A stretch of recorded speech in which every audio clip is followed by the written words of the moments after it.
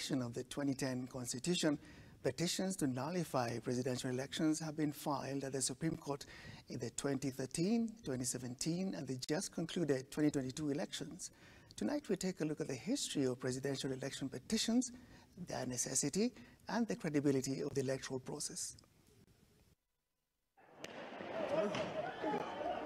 The 2007 general election is arguably the most disputable poll in the history of Kenyan elections.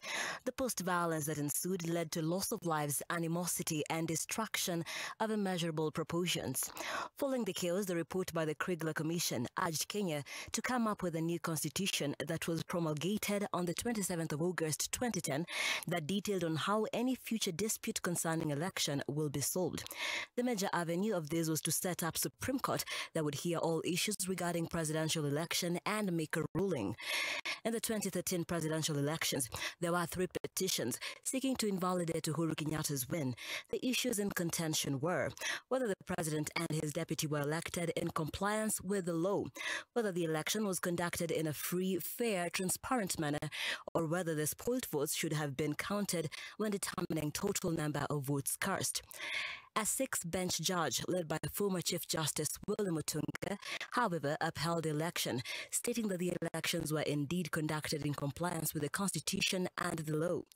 On the second issue, the court ruled that Uhuru Kenyatta and William Ruto were validly elected and that the rejected votes ought not to have been included in calculating the final tallies in favor of each presidential candidate. The main petitioner, Raila Odinga, accepted the decision, but however disagreed with the Supreme Court judgment. Raila urged Uhuru to reunite all Kenyans and uphold constitutionalism. In the 2017 presidential elections, there were 3 issues of contention.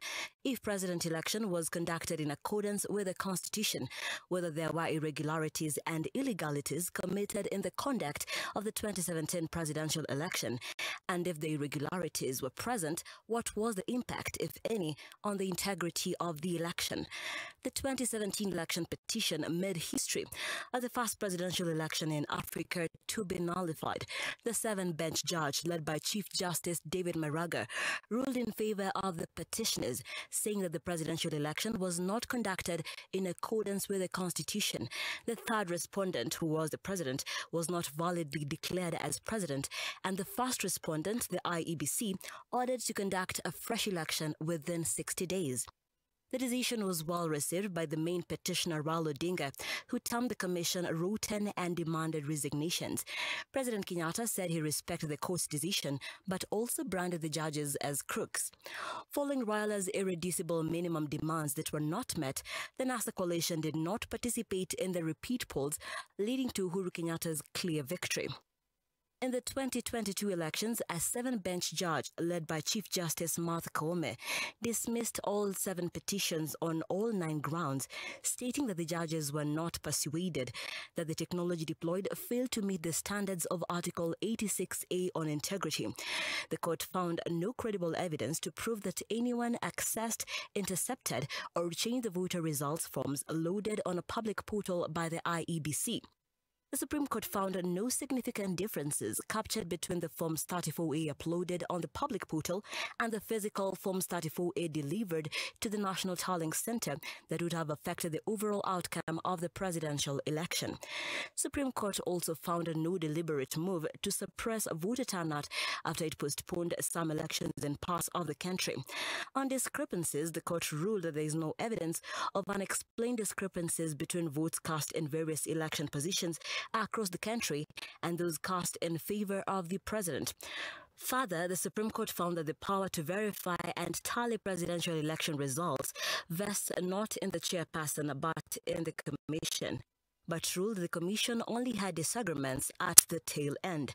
The court also said the judges were not persuaded by the Amicus Courier Law Society of Kenya to review their position on the exclusion of rejected ballots in computing the total votes cast. The judges were also of the view that the pointed irregularities were not of such magnitude to affect the outcome of the presidential election. And ultimately, the court dismissed the presidential election petitions, declaring the election of William Ruto as valid. The main petitioner, Raul Odinga and Martha Karua, have since accepted the ruling but disagree vehemently with the court's decision. The president-elect William Ruto has applauded the commission, terming chairperson Wafula Chebukati as an election hero. With the different views from the two political divides, whether the court decision impacts positively the electoral process solely remains with the electorate. Nancy Nalimer, Look Up TV. You're watching the news on